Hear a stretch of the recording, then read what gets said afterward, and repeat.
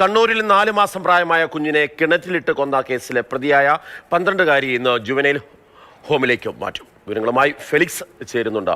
ഫെലിക്സ, ഏറെ ദുഃഖകരമായ ഒരു വാർത്തയാണ്. വളർത്തച്ഛൻ്റെ സ്നേഹം നഷ്ടപ്പെട്ടു പോകുമോ എന്നുള്ള സങ്കടമാണ് 12-കാരിയെ കൊണ്ട് ഇത്തരം ഒരു ക്രൂരകൃത്യം ചെയ്യിപ്പിച്ചത്. എന്ന് മാത്രമല്ല, ഇത്തരം ഒരു മരണം ആ കുടുംബത്തെ സംബന്ധിച്ചോളം വളരെ വേദനയുള്ള കാര്യമാണ്. എന്തെല്ലാമാണ് വിശദാംശങ്ങൾ? മാർഷല്, ഇന്നലെ തന്നെ ഈ ചോദ്യം ചെയ്യലിൽ തന്നെ ഈ കുഞ്ഞ് താനാണ് ഈ കുറ്റം ചെയ്തതെന്ന് സമ്മതിച്ചിരുന്നു. 12 വയസ്സുകാരിയാണ്.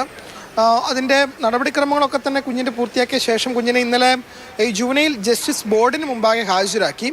അതിനുശേഷം ഇന്ന് തന്നെ കുഞ്ഞിനെ ജുവനൈൽ ഹോമിലേക്ക് മാറ്റാനാണ് ഇപ്പോഴത്തെ തീരുമാനം. അപ്പം CWCയുടെ മുമ്പാകെയും കുഞ്ഞിനെ ഒന്ന് ഹാജരാക്കേണ്ടതുണ്ട്.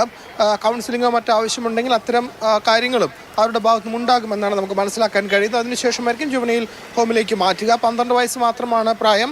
നേരത്തെ മാർഷൽ സൂചിപ്പിച്ച പോലെ തന്നെ തനിക്ക് കിട്ടുന്ന സ്നേഹം അത് കുറഞ്ഞു പോകുമോ എന്നൊരു ആശങ്കയാണ് കുഞ്ഞിനെ കൊണ്ട് ഇത്തരമൊരു കൃത്യത്തിലേക്ക് കുഞ്ഞിനെ നയിച്ചത് എന്നതാണ് പോലീസ് ഇന്നലെ അന്വേഷണത്തിൽ കണ്ടെത്തിയത്.